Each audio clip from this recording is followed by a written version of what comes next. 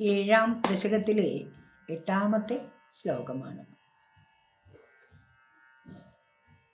കാളാംബോധ കലായ കോമളരുചീചക്രേണ ചക്രം ദിശാമാവൃണ്വാനമുദാര മന്ദഹസിത സ്യന്തപ്രസന്നാനനം രാജത്കമ്പുകധാരി പങ്കജ ധര ശ്രീമദ് ഭുജാമണ്ഡലം സൃഷ്ടു തുഷ്ടീകരം ബഭുസ്തവ വിഭോ മദ്രോഗം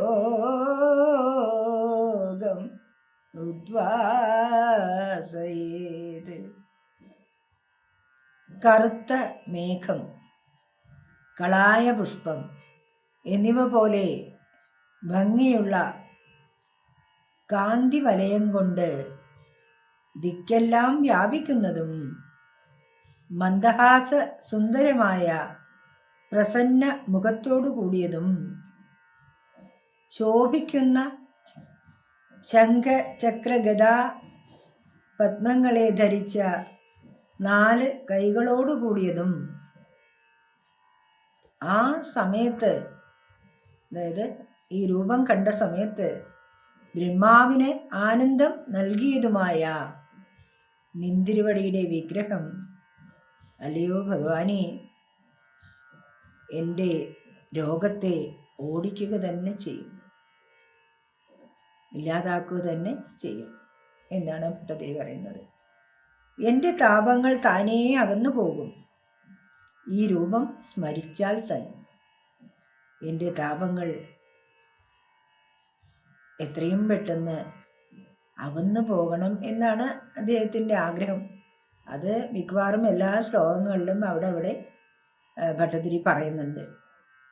അപ്പോൾ ഭഗവാന്റെ ഈ രൂപം മനസ്സാതെ ആസ്വദിച്ചാൽ തന്നെ, മനസ്സുകൊണ്ട് സ്മരിച്ചാൽ തന്നെ നമ്മുടെ താപങ്ങളെല്ലാം തന്നെ നീങ്ങിപ്പോകും. അപ്പോൾ പിന്നെ ആ പുണ്യവിഗ്രഹം അല്ലെങ്കിൽ ആ രൂപം കണ്ടു കഴിഞ്ഞാൽ എന്താണ് അവസ്ഥ? തീർച്ചയായിട്ടും നമുക്ക് പരമാനന്ദം തന്നെയാണ്, മോക്ഷം കിട്ടിയതിന് തുല്യം തന്നെയാണ് എന്ന് ഇവിടെ നമുക്ക് പറയാൻ കഴിയും. കാലാംബോധകലായ കോമളരുചീചക്രേണ ചക്രം ദിശാമാവൃണ്വാനം